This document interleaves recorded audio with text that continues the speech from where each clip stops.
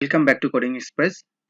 আজকে টিউটোরিয়ালে আমরা দেখাবো লারাভেল এক্সেসর এবং মিউটেটর। এক্সেসর কি এবং মিউটেটর কি, এবং মিউটেটর কিভাবে কাজ করে সেটা আমরা প্র্যাকটিক্যালি দেখাবো। এটা আই হোপ আপনারা অনেকেই জানেন যারা লারাভেল নিয়ে কাজ করেন, তারপরেও আমি এটা শেয়ার করতেছি। ফার্স্ট আমি লারাভেল 9 এর একটি লেটেস্ট প্রজেক্ট ক্রিয়েট করে নিয়েছি। এটি হচ্ছে আমাদের প্রজেক্ট। আমি একটি কোড এডিটরে এটি ওপেন করে নিয়েছি। এখানে দেখতে পাচ্ছেন এটা হচ্ছে লারাভেলের 9 প্রজেক্ট। তো আমি প্র্যাকটিক্যালি শুরু করার আগে একটু বলে নিই এক্সেসর এবং মিউটেটর কি। এক্সেসর হচ্ছে যে আমার ডাটাবেজে কোনো একটি রেকর্ড আছে, সেটাকে আমরা যখন গেট করতেছি, সেই গেট করার কোনো একটা কলামকে আমরা মডিফাই করে সেটা দেখাবো, সেটা হচ্ছে এক্সেসর। এবং মিউটেটর হচ্ছে যে আমার একটি কলামের ডাটা আমি ডাটাবেজে সেভ করব, সেভ করার আগে সেটাকে আমি মডিফাই করে মিউটেটরের মাধ্যমে ডাটাবেজে সেট করতে পারি। সহজ কথাই হলো এটা। আপনারা চাইলে লারাভেলের ডকুমেন্টেশন দেখে আরো বিস্তারিত দেখে নিতে পারেন। তো আমি প্র্যাকটিক্যাল শুরু করতেছি। আমি এখানে একটি ইউজার রেজিস্ট্রেশন করব।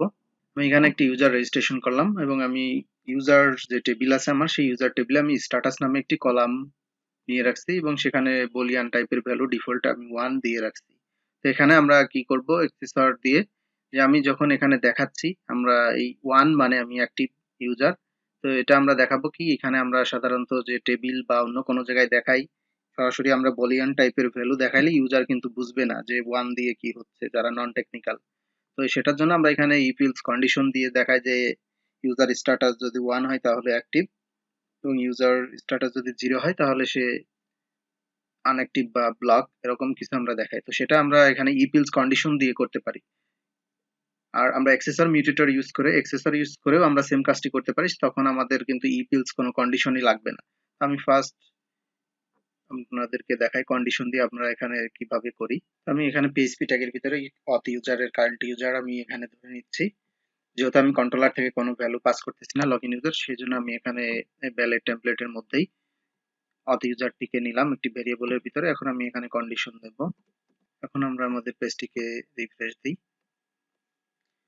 রিফ্রেশ দিলে এখন আপনারা এখানে দেখতে পাচ্ছেন যে এখন আমাদের কিন্তু 1 আর দেখাচ্ছে না। তো এটার জন্য আমাদের ব্লেডের মধ্যে একটা কন্ডিশন ইফ এলস কন্ডিশন লেখা লাগলো। তো আমরা যদি অ্যাক্সেসর ইউজ করি তাহলে আমাদের এই ফুল কন্ডিশনটি এখানে দরকার নাই। অ্যাক্সেসর ইউজ করে আমরা কিভাবে করতে পারি সেটার জন্য আমি এট ফার্স্ট একটা আমাদের যে ইউজার মডেল, সেই ইউজার মডেলে আমি একটি প্রোটেক্টেড ফাংশন লিখবো। প্রোটেক্টেড ফাংশন, যে কলামে আমরা অ্যাক্সেসর এবং মিউটেটর করব সেই কলামের নাম দেব এবার এখানে স্ট্যাটাস। এটা হচ্ছে আমাদের স্ট্যাটাস কলাম, এই জন্য আমি এখানে স্ট্যাটাস দিছি। অনেকের ক্ষেত্রে যদি আন্ডারস্কোর দেওয়া থাকে যে ইউজার স্ট্যাটাস বা স্ট্যাটাস লেভেল, সেই ক্ষেত্রে আপনারা লিখবেন স্ট্যাটাস বা ইউজার স্ট্যাটাস, এভাবে লিখবেন যদি দুইটা ওয়ার্ড থাকে। তো আমি এখানে দিলাম স্ট্যাটাস, এর ভিতরে আমি লিখব return new attribute. New attribute, এখানে একটা অ্যাট্রিবিউটের অবজেক্ট ক্রিয়েট করতেছি আমরা। তো এটার নেম স্পেস ক্লাস উপরে অবশ্যই আপনারা ইম্পোর্ট করে নেবেন। আমি উপরে ইম্পোর্ট করে নিলাম। এটা হচ্ছে যে আমাদের এই অ্যাট্রিবিউটের নেম স্পেস। ডেটাবেস ইলুবিয়ান কাস্ট অ্যাট্রিবিউট নিলাম এবং এটার প্যারামিটারের ভিতরে আমরা এখন লিখব গেট।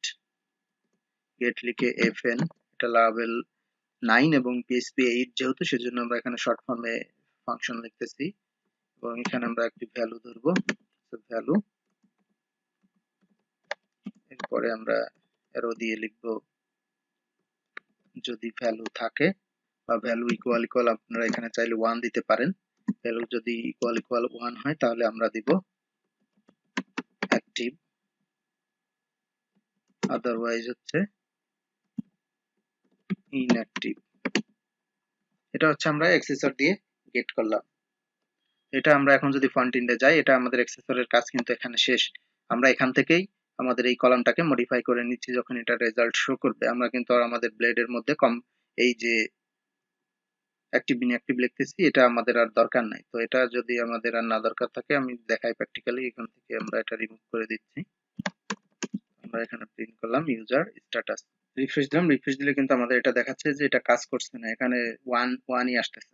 তার কারণ হচ্ছে আমাদের ডাটাবেসের কলাম 1 আছে, এজন্য এখানে 1 আসতেছে, বাট আমরা এখানে এক্সেসর ডিফাইন করছি কিন্তু সেই এক্সেসর কাজ করতেছে না। তার কারণ হচ্ছে আমরা যে এখানে এক্সেসর ফাংশনটি ডিফাইন করছি, এই ফাংশনের একটা রিটার্ন টাইপ এখানে আমাদের অ্যাড করে দিতে হবে। কারণ লারাভেল 8 এ হচ্ছে যে আপনার রিটার্ন অবশ্যই ডিফাইন করতে হবে।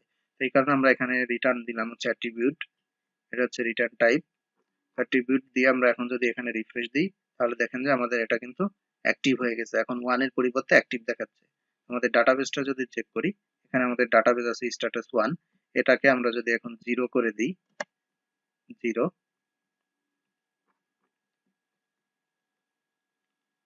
তাহলে এখানে দেখেন যে এখন ইনঅ্যাক্টিভ দেখাচ্ছে।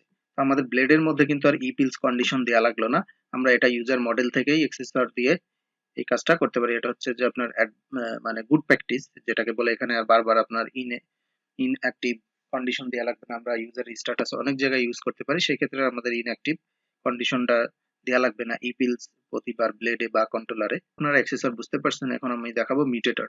তো মিউটেটর কিভাবে কাজ করে সেটা আমরা দেখাবো। সেম এখানে আমরা যেভাবে লিখছি গেট, এখানে আমরা লিখবো সেট। গেট দিয়ে হচ্ছে আমরা এক্সেসর হচ্ছে গেট আর মিউটেটর হচ্ছে সেট। আমরা একটা সেট করব ফাংশন, এখানে লিখতেছি ফাংশন ভ্যালু,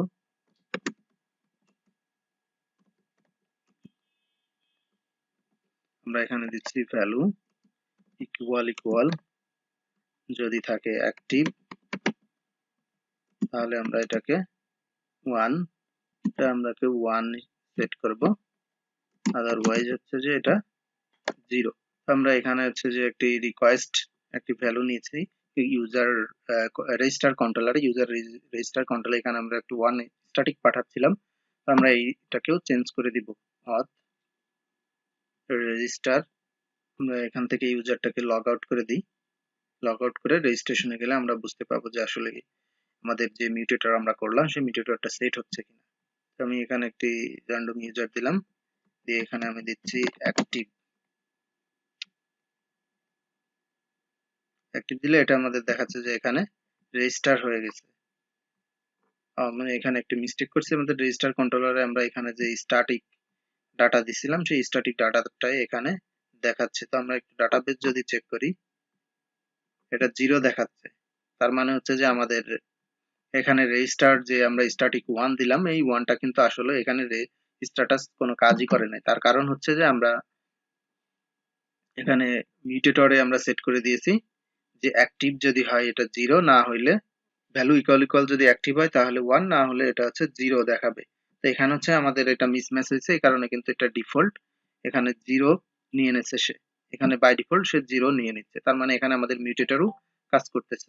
তো সেম এভাবে হচ্ছে যে আমাদের মিউটেটর কাজ করে এবং অ্যাক্সেসর কাজ করে। যদি ভিডিওটি ভালো লাগে অবশ্যই সাবস্ক্রাইব করবেন এবং কোনো মতামত থাকলে অবশ্যই কমেন্টে জানাবেন।